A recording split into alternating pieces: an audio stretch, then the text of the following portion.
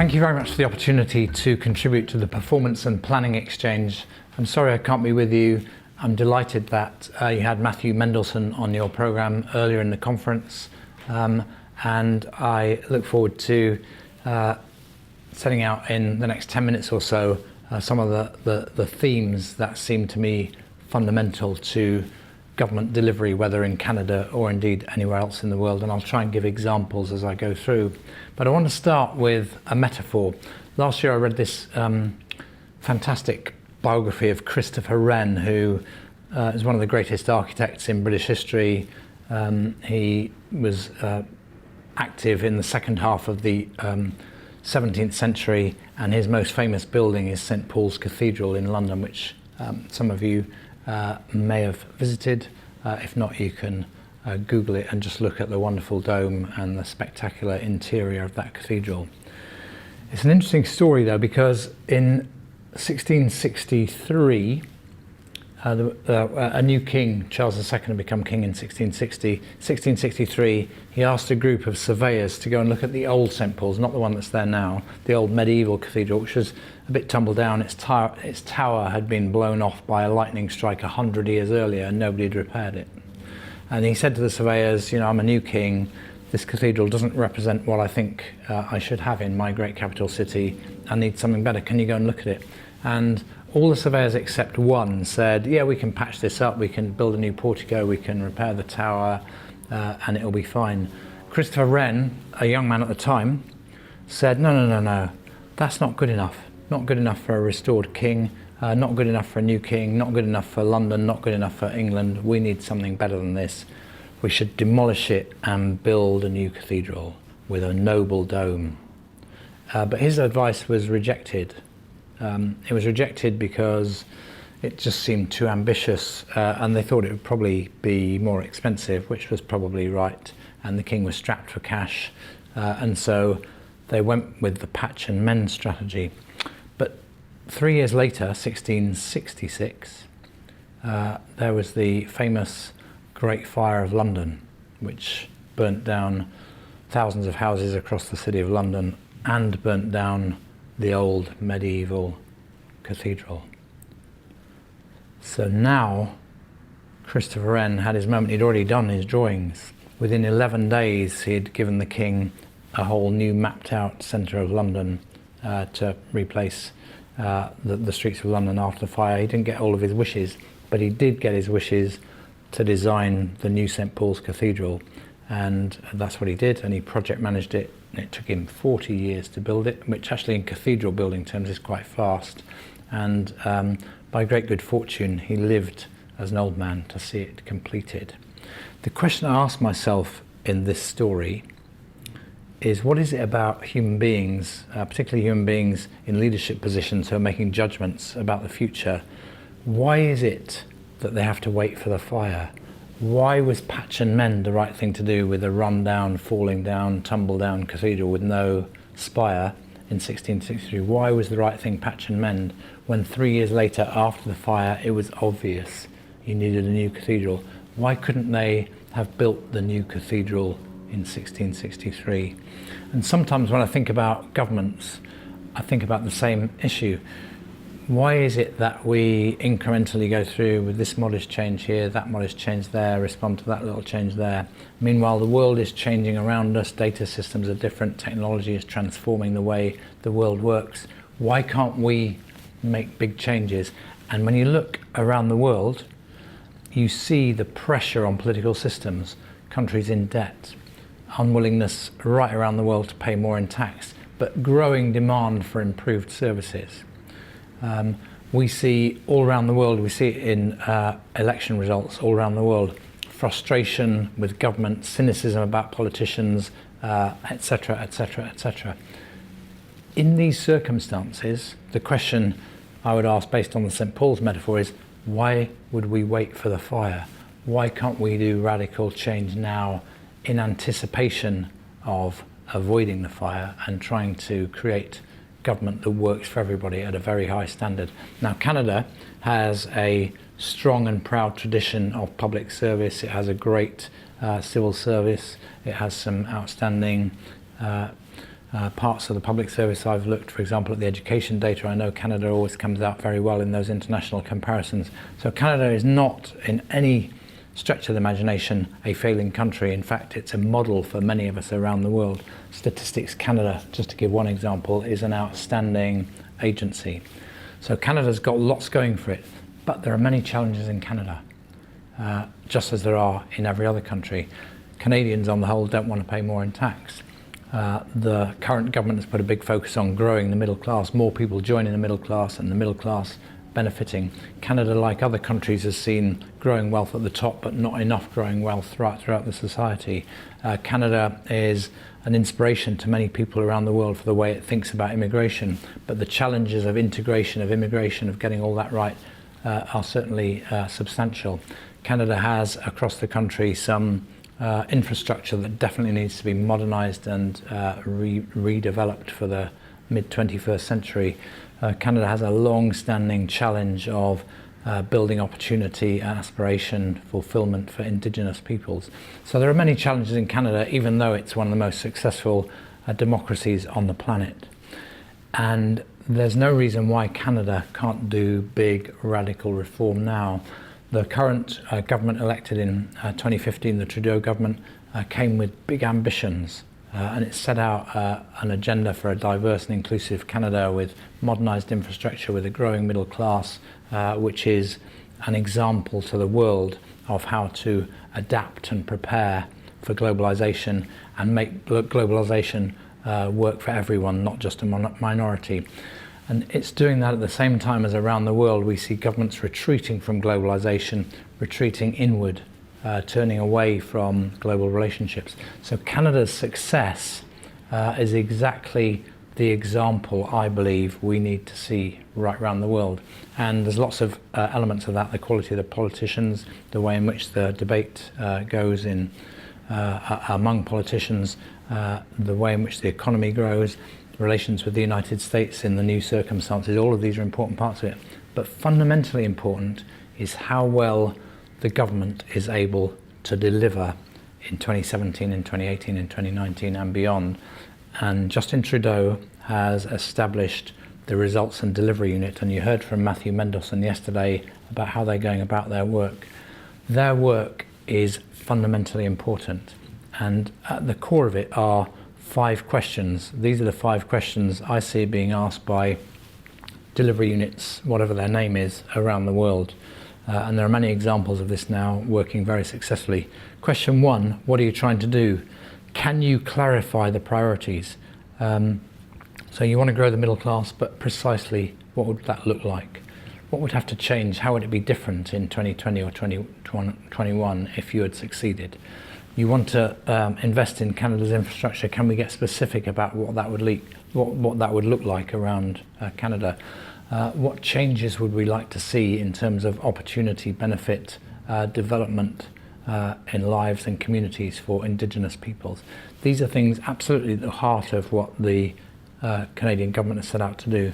Getting clear about those priorities, sticking with them, and defining what success would look like is fundamentally important. And that's the answer to question 1. What are you trying to do? Question 2 is, how are you trying to do it? Where's the planning to get those things done? And the Results and Delivery Unit, and I'm sure Matthew talked about this, have been working with the relevant government departments to get some plans in place. And the plans, at their most basic, need to set out what's going to be done, who's responsible for doing it, and when it's got to be done by.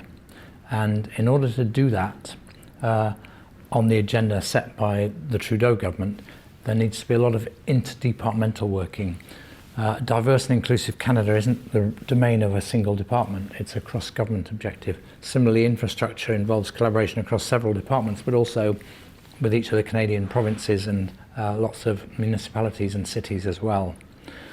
So one of the key aspects of the delivery agenda in Canada is that cross-government working and making it more effective, and the RDU is at the heart of pulling together those strands and building them into coherent interdisciplinary or interdepartmental collaboration. So question 1, what are you trying to do? Question 2, how are you trying to do it? Question 3 is, how at any given moment will you know whether you're on track? And this is about putting data systems in place.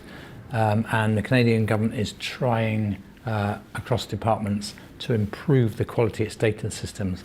Statistics Canada is assisting with that, but there's quite a long way to go, and that is absolutely fundamental to monitoring and being able to act where necessary, whether the goals that have been set in answer to question 1 are in fact being delivered or progress towards them is being made. So I'd say that's one of the challenges ahead in 2017 for Canada to make progress on.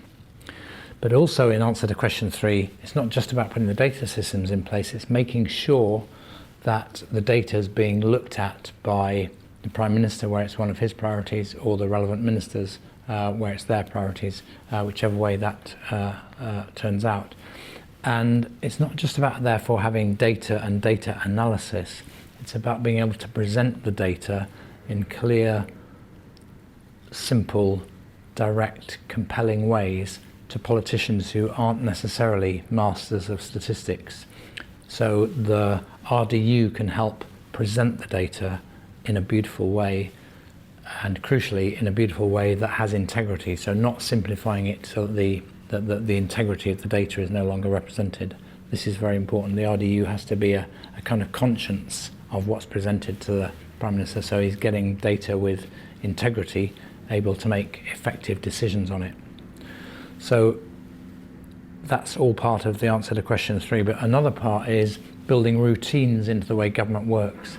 So Justin Trudeau is putting in place a series of stock takes where he, with the relevant ministers, is reviewing progress towards the priorities he's set. And periodically, the relevant cabinet committee, ARC, is looking at the collective impact of these stock takes. This is very important. When you're a prime minister or a president, wherever you are in the world, you have many demands on your time. One, for Justin Trudeau at the moment, very obviously, is making sure that the relationship with the United States enables trade across the border to continue to flow, because so much of the Canadian economy depends on that. He has to do that. It's obviously fundamentally important for Canada as a country. But if he can use small amounts of time periodically on stock takes, on reviewing progress, he can make sure that this delivery agenda continues to flow, continues to move forward, continues to have momentum. Question 4, once you're clear about what you're trying to do, how you're trying to do it, and you've got evidence of whether it's working or not, question 4 is, when there's a problem, what are we going to do about it? When we're not on track, what are we going to do about it?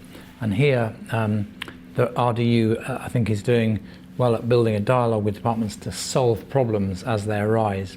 If you neglect problems, they tend to get bigger and eventually they become a crisis. It's much better to get onto them early and resolve them. And this is partly about having problem-solving techniques, which there are many that can be very useful for helping governments deliver. But it's also partly about building the right relationships within government, between ministers and civil servants, and among civil servants. It's very often the case, and when delivery fails, this is what I see, and I'm not talking about Canada now, what I've seen is you get civil servants who are running a program and they discover that it's not going well, but they're afraid to tell their minister or to tell the Prime Minister's office, so they hope it'll get better, they keep it secret, it festers, it gets worse, and then eventually it spills out into the media, and now you've got a crisis on your hand.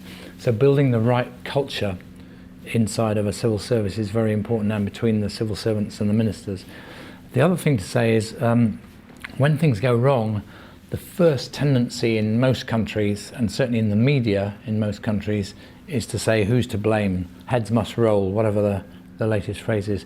But if you ask that question first, it makes it very hard to solve the problem, because now everybody's minding their back, or maybe they're knifing somebody else. Whereas the question you should ask when something's going wrong is, what are we going to do about it? How do we solve it? Let's solve the problem. Let's not deal with a question about blame at this stage. If blame needs to be allocated, we can come to that later, but let's get that out of the way, get focused on the problem. So it's about relationships, it's about culture. And the last thing I'll say on this question 4 is, it's also about being optimistic, believing that problems can be solved. There was a Russian Prime Minister in the 1990s who finished his term of office by saying, we tried to do better, but everything turned out as usual. And many civil servants around the world Canada included, have a long experience of trying things out and it didn't really work. And so in their mindset, they no longer expect their efforts to turn into big improved results, big changes in outcomes. The delivery unit, the RDU in Canada's case, can develop lots of examples from across Canada, and it can learn from me and others about examples across the world of where things have been attempted and they have resulted in big change. And that leads to the fifth question, which is a question for the RDU itself to ask itself, or the delivery unit, wherever it is in the world. How can we help government deliver? And a delivery unit can help in a number of ways: by establishing the priorities, by ensuring there are data systems in place, by making sure that the leaders of the system, the Prime Minister and others, don't keep changing the agenda, by keeping the focus on getting the data and making the routines run effectively, by helping solve problems as they arise, by building the kind of culture that gets people focused on solving problems. So the delivery unit can do a fantastic job of helping deliver. I go back to my first point in summing up my story. There are many challenges to globalization at the moment. There are many challenges to democratic institutions around the world. That is because governments, or one of the reasons for that, is that governments too often have failed to deliver. People have become cynical about their institutions. They become cynical about politics in general, about politicians in general. And I personally don't want to wait for the fire. I'd like to start building the new St. Paul's right away.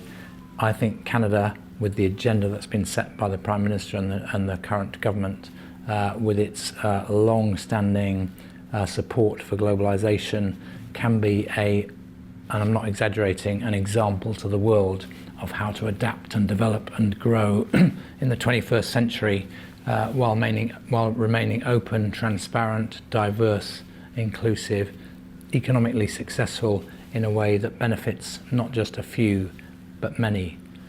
So I really hope Canada succeeds. I'm absolutely certain that the Results and Delivery Unit will be at the heart of making that happen, but I'm also absolutely certain that it won't need to claim the credit for that.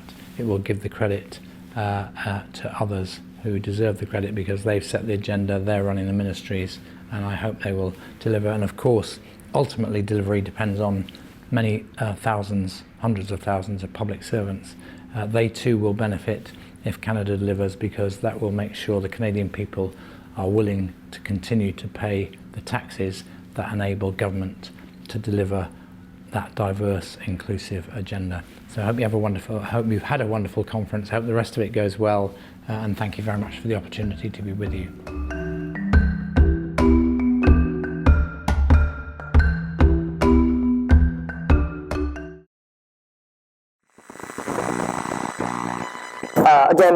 So Mary introduced me. I'm Nick Rodriguez. I'm one of Michael's colleagues, one of the people who's been doing this work with him around the world for a little while. My purpose in this session is to complement what Michael has just given you in terms of the why by giving you a bit of the nuts and bolts. How does it actually work? What are some of the tools and lessons that we've learned from around the world? He also framed out the opportunity, and I only want to add one thing here, which is to say we knew it was a historic moment when the election happened 18 months ago. As an American, I know it's even more historic now. Michael talked about the opportunity.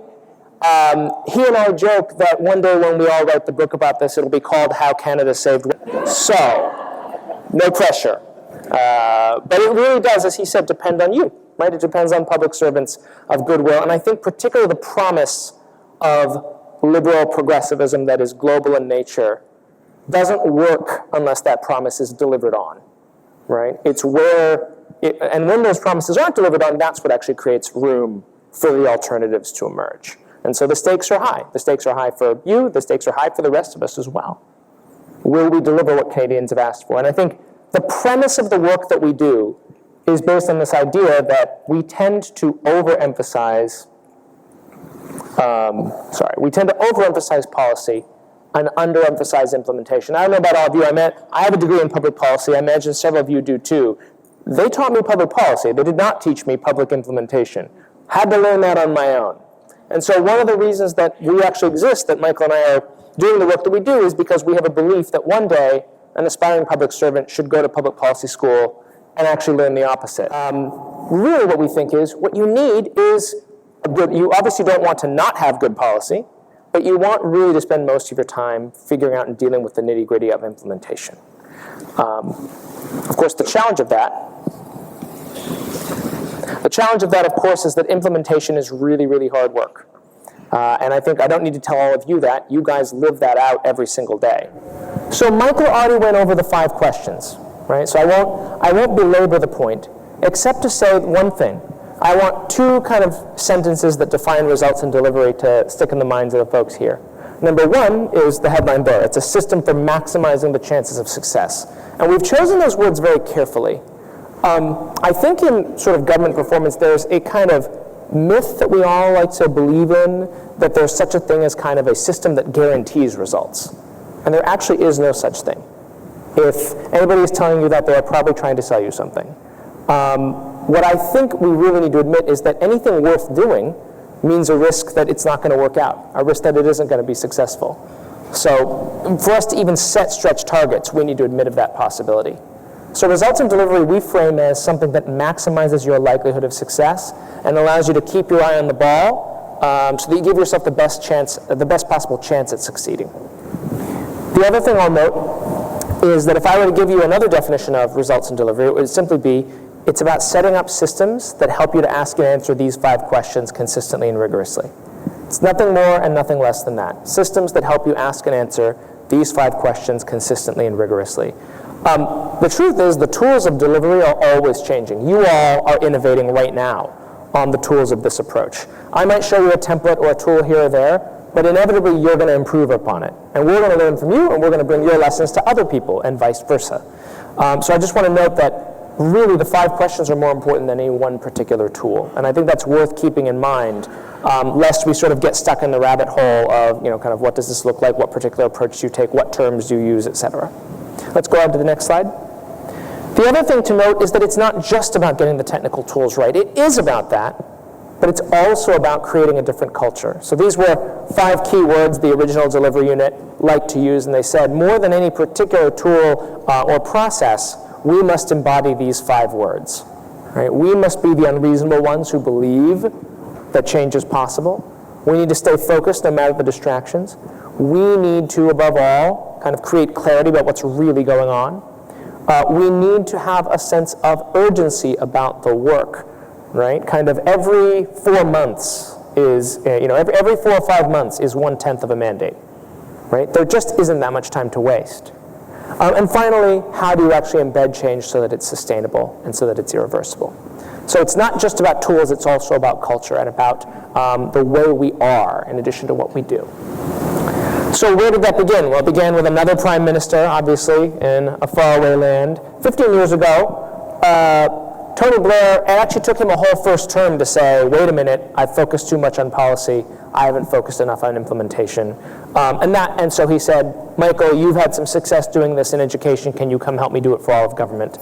The story there is simply that they chose 20 targets in sort of various different priority areas, and they achieved 80% of them over the course of 4 years, right? That's kind of what put this on the map. Let's go to the next slide. It has since spread across the map, including to here. And as with any practice that spreads, it evolves, and that's good, but there's also a lot of kind of questions about how do you bring it correctly to a new context? How do you make sure you're not losing the most important aspects of it? Thank you. And how do you make sure that that you're not losing the essence of what makes it what it is? And so that's really a question that confronts anybody like you who's trying to make a method like this work in your context. So, Murray already mentioned the books. We've tried to capture what the lessons learned are, what's essential, and then kind of what's up to you. And so, encourage you to have a look at those for further reading if that's of interest to you. What exactly are the tools? Well, the first starting point, and you heard Michael talk about this, is a set of clear measurable goals, which you prioritize. So these are 4 out of 12 specific goals for New South Wales and Australia. And the only thing I want us to notice here is just the sort of the specificity here, the painful specificity, actually. So this is kind of a deep dive on one of those. It's for housing. And it says that the target measures average gross calendar days for approval of the fastest 90% of all residential categories. You can tell some statistician wrote that, right? You're like, what's the numerator? What's the denominator? What's the population? It must be that clear. If it's not that clear, then people aren't going to know what to do, right? You want to make it so clear to people, what does it mean to win? It means to move this number. And if you can't do that, then people are going to be confused. Or as the old saying goes, it's easy to declare victory if you never defined what success was in the first place. And so we don't want to be kind of doing that kind of hindsight declaration. It's not a real victory at all. And then you can see it drills down further to what exactly do we mean, what does it span, what are we going to actually do to move the number on the target. And so this forces a discipline of saying every input, every action I contemplate is justified solely in terms of whether it will move that number. And that's kind of the big criterion that we use to select it. Now, there's a problem with this. If I go to any civil servants anywhere around the world, really, and I say, tell me your indicators of success, chances are they'll come back with a list like this. Now, what's the problem with this list? Well, on the one hand, there are good things about it. They're interesting measures. They seem like things I want to track. But there are too many of them, and they're at too many different levels. You want to ask yourself, what does the definition of victory? What is it really going to look like to win? You need to take a list like this, and at the very start, you need to think about, well, how do the various measures relate to one another? And when in doubt, ask yourself, if I change that number, what else will change as a result, and move further to the right? Do you get to say, what's the furthest to the right I can get and still measure in a meaningful way? More specifically, there's one tool that we like to use. We call it the 3 M's. We ask ourselves, is the metric meaningful? Which is to say, is it as far to the right as possible on this chart? Will Canadians care if this number moves? So if I say, hey, we increased funding for Department X, will Canadians care? Right? We've increased, we have more people, we hired a bunch of people. Will Canadians care? Those people are delivering services. Now you're getting warmer. Will Canadians care? Right? And as a result, more Canadians are off the streets, more Canadians are healthy, whatever it is, right? Is it meaningful? Secondly, is it movable? Can we conceivably move the needle on the number? Right? Do we have a level that we can see? And in a federal government context, that's a tough question sometimes, but you should use that as a filtering criterion. And then thirdly, is it measurable? Which is to say, do we already collect well-defined data, the numerator, the denominator, defined at that level of detail, on a regular enough basis that we could monitor progress on this thing? Or are we willing to move heaven and earth and make the necessary investments to make that happen within 3 months so that it's not more than, another 1/10 of the mandate gone before we can really measure our progress? If you can't do that, I would suggest it's probably not eligible to be really a priority in this mandate, because you're going to spend your time constructing the data system or figuring out what it's going to look like. And you really need to round off the 3 criteria. They trade off against one another. I was working with one Canadian city, and they were doing affordable housing. And we had settled on a measure. We said, we want to cut the amount of wait time that citizens spend waiting for affordable housing. Well, that's pretty good. People care about that. It's in the paper all the time. It's like a 7-year wait. It's movable. We can do something about it. And it's measurable. We collect the data. We can actually get it monthly, which is pretty great. Then someone raised their hand, and I'm sure you've heard this story before. They said, but Nick, that is not the most meaningful measure. It's not the most representative thing. I said, well, what would be? And they said, well, what you really want to know is what percentage of our citizens are affordably housed at any given moment. I said, you're right. That is more meaningful. It's further to the right on the chart, right? So how do you collect that measure? And they said, well, we get it with the census every 5 years. And I said, are you willing to collect it more often than that? They said, no, too costly, too much hassle, couldn't possibly imagine doing something like that. And I said, well, that's probably the end of the conversation. And I recognize it's probably a better measure, but if you're not willing to do something about it in order to collect the data, then we're going to go with the second best one. It's meaningful enough, and it meets the other 2 criteria. So another key lesson here is don't let the perfect be the enemy of the good. Reducing wait times for affordable housing is a pretty good indicator that you can use and that you can prioritize, and that will give clarity to people searching for that definition of victory. So once you've got your indicator really straight, then you've got to have a plan to deliver on it. And then you heard Michael talk about that. What are you actually going to plan? Who here has ever written a plan? Raise your hand. Yeah, I'm sure it's almost everybody, right? And I think we have a fraught relationship with planning. Sometimes it can be helpful, sometimes it is something else. And the reason for that, we've found, is that often, planning can feel like an exercise in compliance, or it gets in the way of doing. So the question is, how do you make sure this isn't some sort of navel-gazing 6-month get-it-perfect exercise, and it's just a plan that's good enough to get things going? Well, for us, we've isolated 3 things that we think are most important to a kind of a quick implementation plan. Well-defined strategy, what we call a delivery chain, and targets and trajectories that tie inputs to outcomes. The strategy is as simple as saying, what are the bodies of work we're going to undertake? So in the Western Cape in South Africa, they said, we want increased energy security defined by the amount of electrical generating capacity available to us. Here are the 5 things we're going to do in order to move that number. So that's the exercise. What are the 5 highest leverage things, or whatever it is, that we can do to move the number that we've selected? And then let's flesh those things out. Again, it's that idea of selecting inputs with the outcome in mind, and not letting the inputs drive the conversation from the start.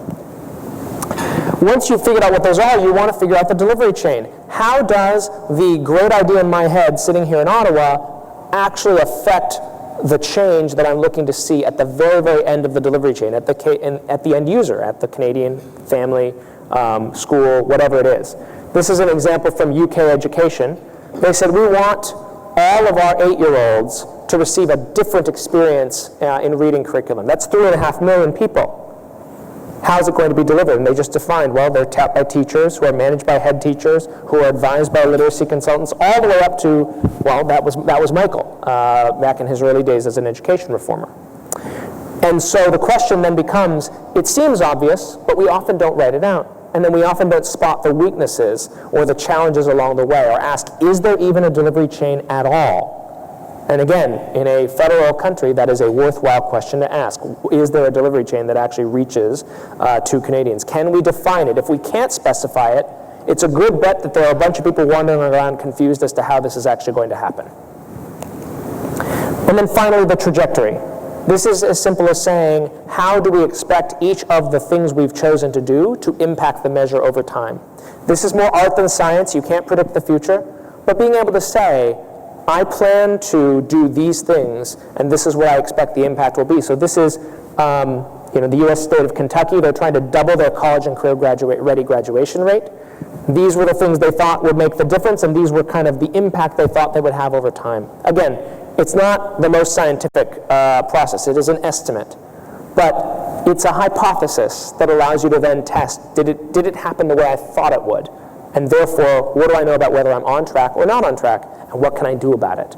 Having that baseline hypothesis, even if it's 50% wrong, is a super important part of being able to get started on implementation and to know and to measure yourself against your definition of success.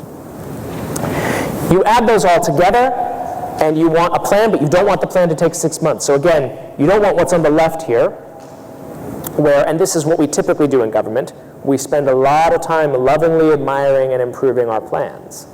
And possibly admiring the problem a little bit too much. What you really want is kind of a quick analysis, a quick look, and then get started, right? And then keep improving as we go. And I have just one story to illustrate why this is important. So this is one of the most famous examples of early delivery. It was reducing the amount of wait times for emergency rooms in hospitals. This is the one we always go to. Whenever I hear someone tell me they can't do it here, they're usually saying, well, this measure isn't like wait times in hospitals. And here, let me tell you how it isn't. But I do think there's something instructive here, because wait times in hospitals, if you look at the graph, each of those lines is a month. They rolled out a beautiful plan. They even funded it. They had a bunch of money behind it as well, which isn't always the case. For a year, nothing changed. Their entire plan was rubbish. It ended up not working at all. But it was through the monitoring and through the seeing that it wasn't working that they aggressively looked for other solutions. And then eventually they found those solutions. Turns out the solutions didn't cost anything extra, as it were. Right? And so a couple of assumptions were turned on their head, and eventually they hit the target. And so it's important to remember that your plan will be wrong. Be liberated by that fact. Just write one and get on with it, right? Rather than being worried about whether it's absolutely right. There's a culture of risk aversion that we kind of need to drop when we're thinking about these things. Of course, you need the data. I've already talked about what the conditions are for data. Suppose you discover you have a data gap and you need to fill it. You need to fill it fast. There are a couple of different things you can think about. Obviously, Statistics Canada is an asset here. As you're thinking about your work, how do you do it? We think about 6 things. This is an example from Pakistan. Do you have a mechanism for frequently collecting the data? Not yearly or 5-yearly, but monthly, so that you can really see what's going on. In Pakistan, basically said, well, labor is cheap. We'll give everybody a smartphone. We'll have them go out and literally collect the data and report it back into a central database. Is it granular enough to matter? In this case, it was education, so it was schools, student-level data. Is it reliable? So obviously, in any country, Pakistan or otherwise, there are challenges to reliability. So they did external audits, checks, random samples to make sure that the data were valid and were reliable. Are they then presented in a compelling way? So there's a quote here from the chief minister. You know, they started showing him these visualizations of different districts across the province and how they were doing on the measure on a monthly basis, reds, yellows, greens, a heat map, so to speak. And of course, his colorful quote, he's a bit of a colorful character, where I will sleep with these maps under my pillow every night. But that's actually what you want from your chief executive. You want them to care about progress that much and for you to give them a way into caring about progress. So it's not enough to get the data right.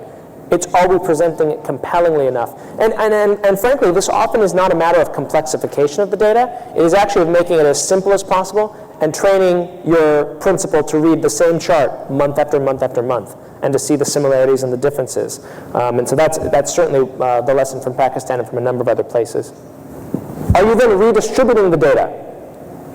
Redistributing the data back to the people you asked, that you asked for the data. So we had a rule that we would never ask you for data unless it was data that you would find useful if we packaged it and gave it back to you. And so there was a commitment that they made to do that, and then of course to make it transparent. So these form a bit of a checklist. If you're wondering, is my data system fit for purpose, you can kind of ask these 6 questions. Where are we and where do we need to improve? So that's another tool for the toolkit for thinking about this with data. Once you have the data, you have the plan, you have the target, well, then it's a matter of, are you having the right conversations about it? The conversations that say, oh, we're not hitting the hospital room, you know, the emergency room waiting target. We're not hitting this. How are we going to adjust course and make things better? There were 3 types of routines Michael talked about. Monthly notes to the Prime Minister, a quarterly stock take, where the minister in charge sat across from the Prime Minister to talk about performance, and then a semi-annual report that covered all the priorities. It looked like this. 4 kind of priority areas, bundles of targets in each. I think the thing to step back and realize here is think about the gift this is to the Prime Minister or to your chief executive. Not a week goes by without you getting a regular curated update on the things that matter most to you, the so-called maps that you put under your pillow. And the unit, the results and delivery team, is giving that to you. And the gift that is that it gives you the luxury of being distracted the rest of the time, which is what most public officials in positions of senior leadership have to be able to do. There's a lot of fires to fight, a lot of crises to manage. And so what it comes down to is, you know, in less than 2 hours a week, you can deliver the government's priorities. These stock takes allow the chief executive to ask the tough questions and to review those with the accountable people. Now, I think a lot of people look at this and they sort of say, that's a bit intimidating. I know one Canadian chief executive I worked with, and when I was setting up the first one of these, he said, so how exactly is this Star Chamber Inquisition going to work? And you know, obviously the wrong attitude in thinking about this stuff. But we've actually flipped it on its head in many cases. There's one department we're working with right now, and they've kind of said, all right, we want to do a deep dive review of kind of the target and whether we're meeting it, and they said, oh, I don't think that's necessary, you know, we'd rather you not kind of, basically the message was, we'd rather you not look at our plan, we're doing fine, thank you very much. But there was a flip in the way to think about it, right? It's not you're being dragged in front of the Prime Minister to give an account. It's if you've done the best you can, the best planning you can do with what we've given you, and you've bumped up against various constraints and blockages, what if there were an avenue for you to raise those to the Prime Minister for resolution, whether it's budgetary, policy, specific things that can be moved? This is not a Star Chamber Inquisition. It is an audience and an opportunity to raise the most important issues for problem solving and to really make use of that most precious resource, which is your chief executive's time. And so that's kind of the other thing that kind of brings this all around to be workable, is that it allows the system leader to have a view deep down into what's going on with their priorities without having to spend all of their time on it, which again is a practical impossibility. So none of that works, of course, without getting the relationships right. So delivery isn't just about solving the technical challenge of the target and the plan and the work that's going to be done. Ultimately, it is about widening the circle of leadership so more and more people are enthusiastic about the target and are willing to do whatever it takes to meet it. So if you can't win over hearts and minds, then the rest of it really kind of doesn't matter at all. So that's the other sort of set of tools around stakeholder management, engagement, and coalition building that we emphasize in our work. So with that, I'll just leave you with this chart, which is kind of, I think, paints the contrast between what government normally looks like and then what it looks like when you're thinking about applying a rigorous results and delivery approach. And the reflection question, I think, for all of us is, are we more like the left or like the right? What can we do to be more like the right? Because when we're more like the right, we're not waiting for the fire, as Michael said. Instead, we are proactively thinking about ways to transform government before the crisis hits, before the fire comes. So that's kind of all I wanted to say in order to give you some of the specifics. Murray, do we have time for a question or two? Okay, great. Thank you very much, Nick. It's a very interesting and quite cohesive and quite systematic approach that you follow. It isn't a little red book, it's a blue book, and we did have Colin Talbot speak to us yesterday about his views in terms of the overall developments in the United Kingdom. And he does refer to the work, to your work and to Sir Michael Barber's work, and you're probably familiar with this. He raises questions about the linearity and the hierarchical nature of the approach. And I guess he's worried that perhaps there's insufficient recognition of the complexity of what acts upon public servants and sort of the classic questions of how you can attribute results and so forth. And so he's in effect being quite critical of deliverology. So I wonder if you could give us a bit of a perspective on that from your point of view. Yeah, I think one of the knocks on the approach generally is this idea that it's top-down, right? And that ultimately it's, as I think you said, linearity and hierarchical kind of nature of it. So I think I have two things I'd say. Number one is no solution that ever moved the numbers on any of these things came from the top down, right? It was always discovered, often jointly with others in a department, exploring and understanding the issue, right? So good delivery depends on sort of saying, well, we've got this target, now let's work together to figure out how we're going to solve it. Now, you can then ask the question, but wasn't the target top down? To which my answer is, to at least some extent, yes. And that's because in a democratic society, politicians are elected to deliver on their promises to people, and they have to think through what those promises will be. Sometimes the promises seem foolish, sometimes the promises seem unreasonable, but nonetheless, I actually think it's our duty as public servants to think, how do we support our leaders, really, which means our voters, our citizens, to deliver the things that they voted for. And so I actually think there's a healthy tension there between saying, top-down isn't always bad. Top-down is what wins elections, right? Top-down is why governments get put into place. And there is a moral component to it too, right? So when the Prime Minister says, we want to grow the middle class, we want to create more opportunity for Canadians, I can raise an objection that that's being imposed on me from the top down, right? But on the other hand, part of leadership is about saying, this is the vision that I have, this is the moral purpose of what we're doing. But I do think we would go wrong if top-down extended to all those questions of how. That's where you have to appreciate the complexity, right? That's where you have to dig in and say, well, what does this really look like? And you know, I'm doing a lot of work right now with a priority related to INAC. And you know, you better believe, right? Like there is a top-down government commitment there, right? Like, so one thing, drinking water advisories, ending them by 2021, right?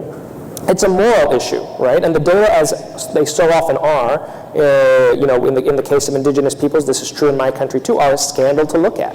I think everybody agrees on that, right? So it is right. I think it's right and good that the target was set, but I would be absolutely insane to think that we could just figure out the solution from the top down, right? In this case particularly, the solution has to come from the bottom up. If nothing else, delivery done well facilitates the finding and then the promulgation of that solution.